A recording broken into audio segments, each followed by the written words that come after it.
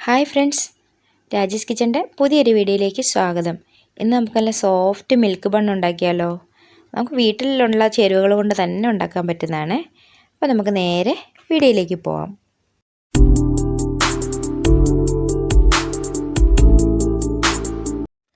അപ്പോൾ ഫ്രണ്ട്സ്, ഞാനിവിടെ അരക്കപ്പ് ചെറു ചൂടുള്ള പാലാണ് എടുത്തിരിക്കുന്നത്. ഒരുപാട് ചൂടല്ല, ചെറിയ ചൂടുള്ള അരക്കപ്പ് പാല്. ഇനി നമുക്കതിലേക്ക് ഒരു 2 ടേബിൾ സ്പൂൺ പഞ്ചസാര ഇട്ട് കൊടുക്കാം. നിങ്ങൾക്ക് ബണ്ണിന് അധികം മധുരം ഉണ്ടെങ്കിൽ 3-4 ടേബിൾ സ്പൂൺ പഞ്ചസാര ഇട്ട് കൊടുക്കണം. ഇത് ചെറിയൊരു മധുരം മാത്രമേ ഉള്ളൂ കേട്ടോ. ഇനി നമ്മൾ ഇട്ട് കൊടുക്കുന്ന 1/2 ടീസ്പൂൺ ഈസ്റ്റാണ്.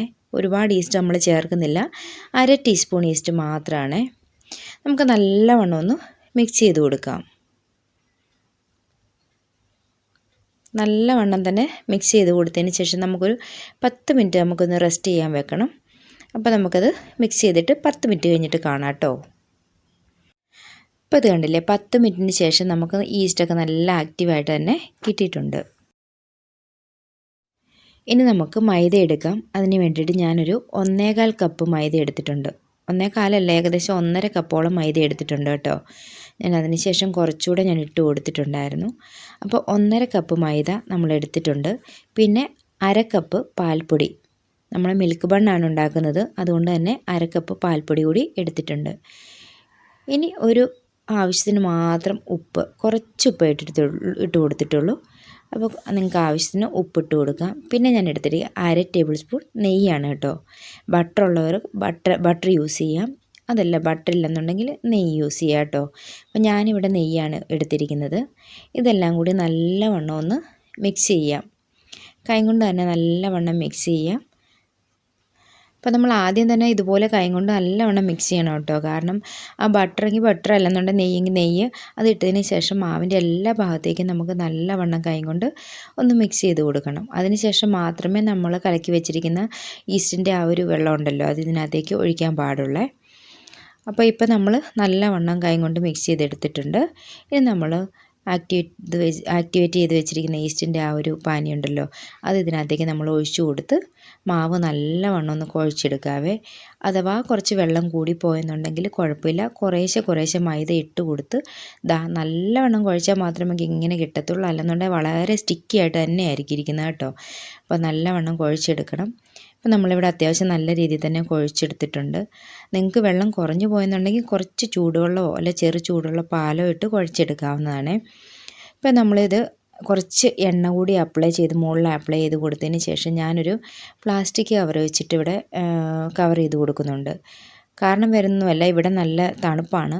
അപ്പോൾ നമുക്ക് ഏകദേശം 1 മണിക്കൂറോളം വെയിറ്റ് ചെയ്യണം. ആ മാവൊക്കെ ഡബിളായിട്ട് നമുക്ക് കിട്ടണം കേട്ടോ, അതുകൊണ്ടാണേ.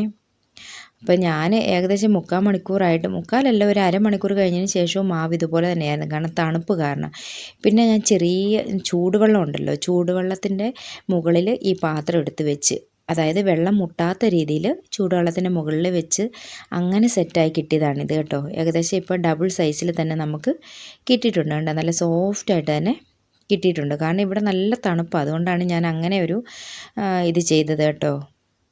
അപ്പോൾ നിങ്ങൾക്ക് പെട്ടെന്ന് തന്നെ ഇത് റെഡിയായി കിട്ടണമെന്നുണ്ടെങ്കിൽ അല്പം ചൂടുവെള്ളം ഒരു പാത്രത്തിലേക്ക് ഒഴിച്ചു കൊടുത്തിട്ട് ആ വെള്ളത്തിൽ മുട്ടാത്ത വിധം ഇത് എടുത്ത് വെക്കണം. ഇത് നമ്മൾ ഓരോ കഷ്ണങ്ങളായിട്ട് മുറിച്ചെടുക്കുന്നുണ്ട്. അതിനുശേഷം ജസ്റ്റ് ഒന്ന് കുഴച്ചെടുത്താൽ മതി ഇത് കേട്ടോ. ഒരുപാട് ഇട്ട് കുത്തി കുഴക്കണമെന്നില്ല, ജസ്റ്റ് ഒന്ന് കുഴച്ചെടുത്താൽ മതി.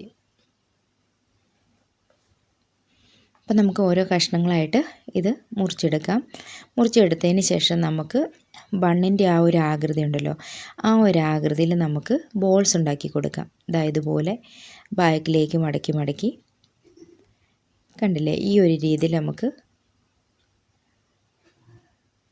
ആക്കിയെടുക്കാം കേട്ടോ. അപ്പോൾ കൈ കൊണ്ട് നല്ലവണ്ണം ഇതുപോലൊന്ന് നമ്മുടെ ഉള്ളം കയ്യിൽ വെച്ച് ഇതുപോലൊന്ന് ഉരുട്ടി കൊടുത്താൽ മതി. നല്ല ബണ്ണിൻ്റെ ആകൃതി തന്നെ നമുക്ക് കിട്ടും കേട്ടോ. ഇത് കണ്ടില്ലേ, ഇങ്ങനെ നമുക്ക് അതെല്ലാം ഒന്ന് ആക്കിയെടുക്കാം. അതിന് മുന്നേ നമ്മൾ ബേക്ക് ചെയ്യാൻ വേണ്ടിയിട്ട് ഒരു പാത്രം എടുത്തിട്ടുണ്ട്. അതിലേക്ക് ഞാൻ അല്പം നെയ്യ് ഒന്ന് ചേർത്ത് കൊടുക്കുന്നുണ്ട് കേട്ടോ. നെയ്യ് തേച്ച് കൊടുക്കുന്നുണ്ട്, അടിയിലൊന്നും പിടിക്കാതിരിക്കാൻ. ഓയിലാണേലും മതി, ഓയിൽ തേച്ച് കൊടുത്താലും മതി. അപ്പോൾ നമ്മളിത് ഉരുട്ടി അതിലേക്ക് വെച്ച് കൊടുക്കുന്നുണ്ട്. അപ്പോൾ ഇതെല്ലാം നമുക്കൊന്ന് ഉരുട്ടിയിട്ട് വരാം കേട്ടോ. കണ്ടില്ലേ? അല്പം സ്പേസ് ഇട്ടിട്ട് വേണം, കാരണം ഇത് പൊങ്ങി വരുന്നത് കൊണ്ട് അല്പം സ്പേസ് ഇട്ടിട്ട് വേണം നമ്മൾ ഇങ്ങനെ ചെയ്ത് കൊടുക്കാൻ. ഇപ്പോൾ 7 ബണ്ണിനുള്ളത് എൻ്റെ കയ്യിൽ കിട്ടിയിട്ടുണ്ട്. അപ്പോൾ ഇത് നമുക്കിനി ഇത് വീണ്ടും നമുക്കൊന്ന് കവർ ചെയ്ത് ഏകദേശം 1 മണിക്കൂറോളം മാറ്റി വെക്കണം. അപ്പോൾ മുമ്പേ തണുത്ത് പൊങ്ങാത്തത് കൊണ്ട് തന്നെ ഞാൻ വീണ്ടും ചൂടുവെള്ളത്തിൻ്റെ മുകളിൽ ഈ ഒരു പാത്രം വെച്ച് കൊടുക്കുകയായിരുന്നു ചെയ്തത് കേട്ടോ. അപ്പോൾ നമുക്ക് പെട്ടെന്ന് തന്നെ അത് റെഡിയായി കിട്ടി. ഇപ്പോൾ ഇത് കണ്ടില്ലേ, ഏകദേശം ഡബിൾ സൈസായിട്ട് എനിക്ക് കിട്ടിയിട്ടുണ്ട്. നല്ല ഭംഗിയില്ലേ കാണാൻ? അതെല്ലാം പൊങ്ങി വന്നിട്ടുണ്ട്. ഇനി ഞാനൊരു മുട്ടയുടെ മഞ്ഞക്കുരുവില്ലേ, അത് മാത്രമാണ് എടുത്തിരിക്കുന്നത്. വേണമെന്നുണ്ടെങ്കിൽ നിങ്ങൾക്ക് ഇതിനകത്തേക്ക് അല്പം പാൽ കൂടി മിക്സ് ചെയ്യാവുന്നതാണ്. ഞാനിപ്പോൾ ഇത് മാത്രമാണ് എടുത്തിരിക്കുന്നത്. നല്ലവണ്ണം ഒന്ന് ഉടച്ചു കൊടുത്തതിന് ശേഷം നമ്മുടെ ബണ്ണിൻ്റെ മുകളിലേക്ക് ഒന്ന് സ്പ്രെഡ് ചെയ്ത് കൊടുക്കുന്നുണ്ട്. ഇത് കൊടുക്കുമ്പോൾ നമുക്ക് നല്ലൊരു ഗ്ലൈസിങ്ങും അതുപോലെ തന്നെ ബണ്ണിൻ്റെ ആ ഒരു കളറുണ്ടല്ലോ, ആ കളറും ഒക്കെ നമുക്ക് കിട്ടും. അപ്പോൾ അതിന് വേണ്ടിയിട്ടാണ് നമ്മൾ ഈ ഒരു മുട്ടയുടെ മഞ്ഞക്കുരു വെച്ചിട്ട് ഇങ്ങനെ ചെയ്യുന്നത്. അപ്പം നമുക്ക് ആ ബണ്ണിൻ്റെ മുകളിലേക്ക് മൊത്തം ഒന്ന് സ്പ്രെഡ് ചെയ്ത് കൊടുക്കാം. നല്ല രീതിയിൽ തന്നെ ഞാൻ സ്പ്രെഡ് ചെയ്ത് കൊടുത്തിട്ടുണ്ട് കേട്ടോ. അതുകൊണ്ട് തന്നെ നല്ല കളറിൽ എനിക്ക് കിട്ടിയിട്ടുണ്ട്. കണ്ടില്ലേ, ഇതുപോലെ മൊത്തം നമുക്കൊന്ന് തേച്ച് കൊടുക്കാവേ.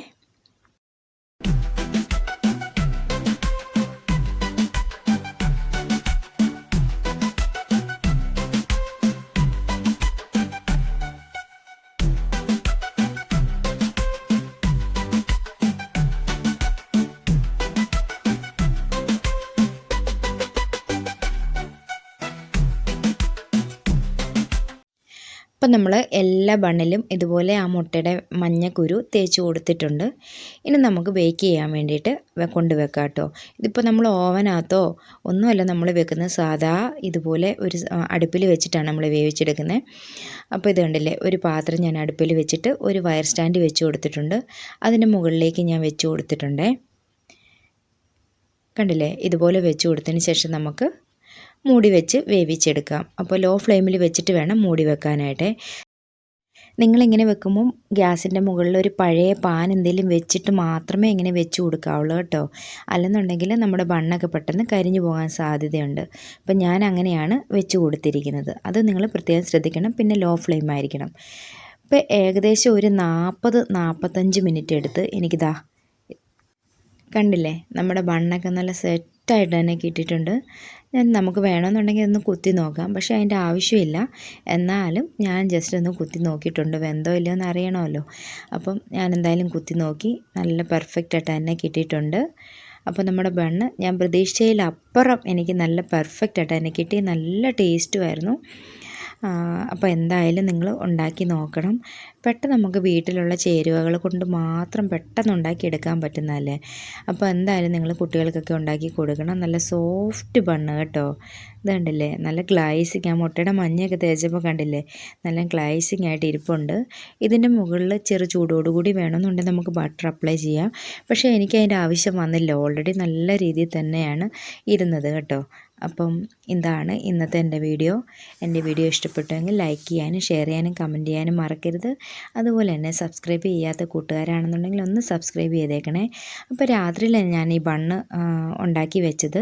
പിന്നെ തണുത്തതിന് ശേഷം രാവിലെ ഏകദേശം രാത്രി 12:30-ഒക്കെയാണ് ഞാനിത് ഉണ്ടാക്കി വെച്ചത് കേട്ടോ. പിന്നെ ഞാൻ കിടന്നുറങ്ങി. രാവിലെ ഒരു 6-6:30 ആയപ്പോൾ എഴുന്നേറ്റ് കഴിഞ്ഞിട്ടുള്ളൊരു സീനാണിത്.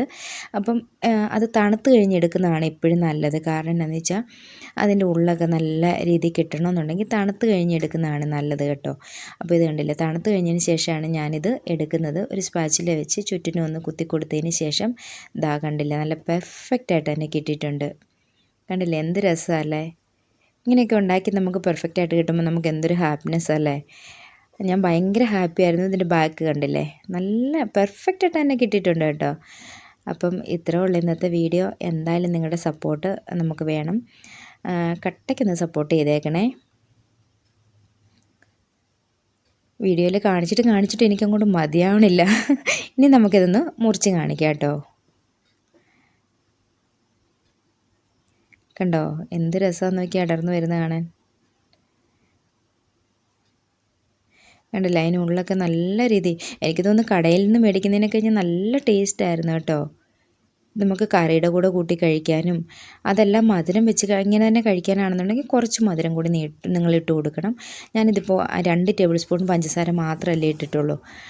അപ്പോൾ ഇത്രേ ഉള്ളൂ ഇന്നത്തെ എൻ്റെ വീഡിയോ. എന്തായാലും ഒന്ന് സപ്പോർട്ട് ചെയ്യുക.